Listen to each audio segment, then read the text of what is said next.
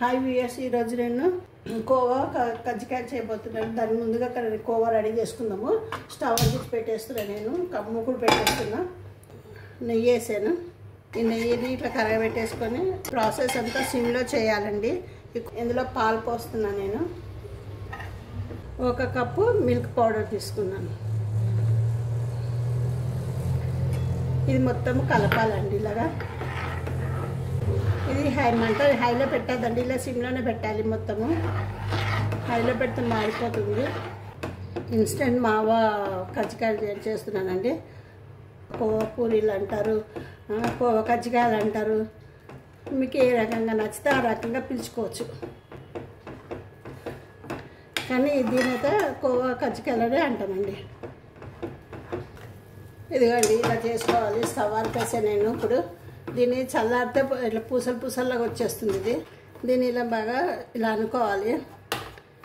Spoon తోటి అనుకుంటే బాగా విచ్చిపోతుంది ఇది మొత్తం. ఇప్పుడు దీన్ని పక్కకు పెట్టుకుందామండి. చల్లారి పెట్టుకుందాం. ఇప్పుడు ఒక బౌల్ తీసుకొని దీని మీద జల్లెడ పెట్టుకొని ఈ కప్పుతో నేను 2 కప్పులు మైదా వేస్తున్నానండి. జల్లించుకోవాలి. ఇందులో ఇప్పుడు పావు టేబుల్ స్పూన్ అంతా సాల్ట్ వేద్దాము. ఒక 2 టేబుల్ స్పూన్స్ నెయ్యి కూడా వేస్తున్నానండి. పిండిలో 2 కప్పులు మైదా తీసుకున్నా కదా, 2 టేబుల్ స్పూన్స్ అంతా నెయ్యి వేసాను. ఇది ఇప్పుడు కొద్దిగా మొత్తం ఇట్లా వేళ్ళతో కలపాలండి. చపాతి పిండి పిసికేసినట్టు పిసికేద్దు, చాలా టైట్ చేయొద్దు పిండిని. ఇది రెడీ అయిపోయిందండి. ఇంకొంచెం చుక్క 2 చుక్కలు నీళ్ళు ఇట్లా జీలకర్ర ఇచ్చేసేసి కలిపేద్దాం. అంతే. ఇలా కలిపే దీన్ని మెత్తగా చేసుకొని మన పూరిపిండిలాగా రావాలండి మెత్తగా. ఇగో ఇలా కలుపుకోవాలండి. ఇగో ఇలా అంటే ఇలా మెత్తగా ఉండాలి. ఈ రకంగా కలిపి ఒక 15 నిమిషాలు మూత పెట్టి పక్కకు పెట్టుకుందామండి. డ్రై ఫ్రూట్స్ అన్నీ ఫ్రై చేసుకుందాం. ఒకసారి లైట్గా వేయించుకుందాము దూరగా. పిస్తా వేసేసాను ఫస్ట్ నేను, తర్వాత కాజు, తర్వాత వాటర్ మిలన్ సీడ్స్ వేసాను, తర్వాత మన ఆల్మండ్స్, ఇవన్నీ వేసి కొంచెం వేయించుకోవాలండి లైట్గా దూరగా. కొన్ని లోపల వేస్తాను స్టఫింగ్లో, కొన్ని వచ్చి పైన డెకరేషన్ కోసం. అన్నీ వేయించే ఫ్రై అయిపోయినాయి. డ్రై ఫ్రూట్స్ అన్నీ పక్కకు పెట్టి తీసేసుకుందాము. మళ్ళీ అదే కడాయి పెట్టానండి. స్టవ్ అంటించి పెట్టేశాను. ఇప్పుడు పాకం రెడీ చేసుకుందాము. వేస్తున్నాను నేను. పంచదార మునిగే వరకు వాటర్ వేయాలండి. సరిపోతుంది అది.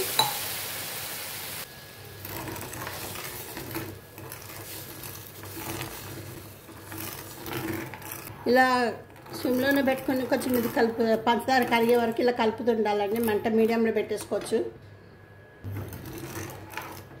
ఇలా గట్టి జిగురు వస్తుంది కదా, ఆ జిగురు వచ్చే వరకు ఇలా ముట్టుకొని చూస్తే ఇట్లా గట్టి జిగురులాగా రావాలి. అప్పటి వరకు వస్తే సరిపోతుందండి.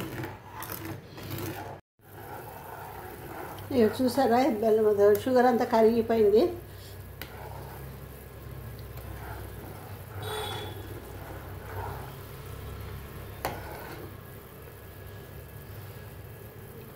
ఇలా ముట్టుకొని చూడాలండి.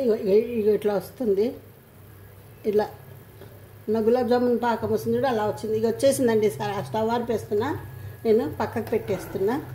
ఇందులో ఇప్పుడు ఒక పావు టేబుల్ స్పూన్ అంతా యాలకుల పొడి వేసానండి.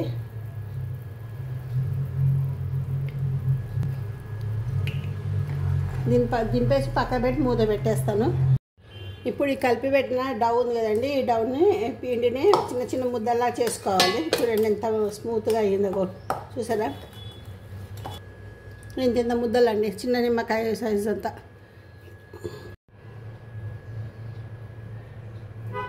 ఒక కప్పులో నేను కొంచెము సాఫ్రాన్ తీసుకున్నానండి. ఒక 2-3 రెక్కలు. అందులో కొంచెం గోరెట్ పాలు పోస్తున్నాను. నేను నూనెతో కాకుండా కొంచెం ఎయిర్ ఫ్రైయర్లో కూడా చేద్దామని మీకు చూపిద్దామని వేసాను. ఇలా పక్కకు వేసి పక్కకు పాలు పోసి సాఫ్రాన్ దాంట్లో పాలు పోసి కొంచెం సాఫ్రాన్ వేసేసి పక్కకు పెట్టుకుందాము.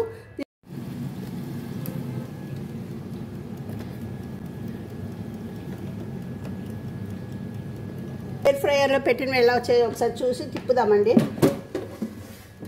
బాగా వచ్చాయండి, చూసారా? కొంచెం పైనుంచి నూనె ఆయిల్ రద్దాము. ఇప్పుడు మళ్ళీ దీన్ని పెట్టేద్దాము.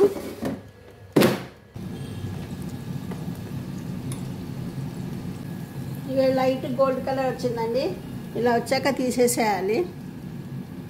రంగు రావాలండి, లైట్ గోల్డెన్ కలర్ రావాలి.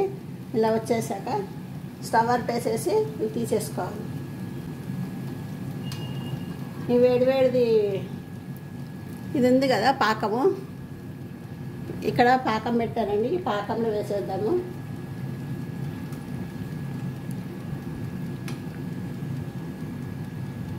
పక్కన పాకం పెట్టారని పాకం వేసేస్తున్నా. ఆగేది కదా, ఇలా పాకం వచ్చిందండి, ఈ రకంగా రావాలి. ఇప్పుడు దీన్ని ఇలా ముంచాలి మొత్తం. ఈ పాకం వల్ల మిగిలిందని వేస్ట్ అయిపోతుందని కంగారు పడక్కర్లేదండి. ఇదే జాగరికి కూడా యూజ్ చేసుకోవచ్చు.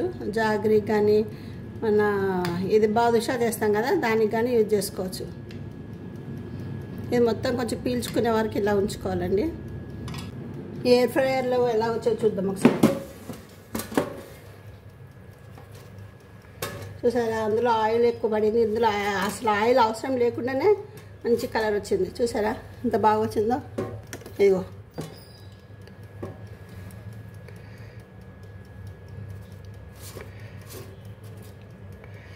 ఇప్పుడు ఒకసారి తిప్పి పెట్టేద్దాము. మళ్ళీ ఇంకొకసారి ఆయిల్ రాసుకుందాం వీటికి.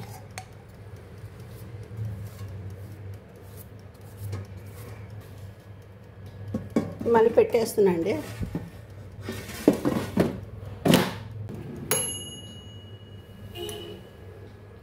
ఇప్పుడు ఇవి ఎలా వచ్చాయో చూద్దామండి ఎయిర్ ఫ్రైయర్లో. అవి బా ఎంత బాగా వచ్చేసేసారో, గోల్డెన్ కలర్.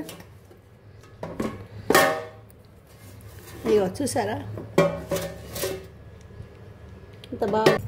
ఇప్పుడు వీటిని ఒక్కొక్కటిగా ఇందులో వేసేద్దామండి. షుగర్ సిరప్లో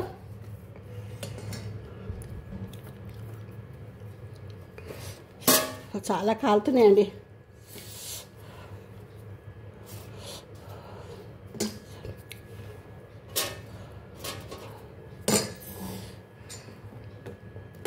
ఇది ఇలాగ ఒక 20 నిమిషాలు నాననిద్దామండి.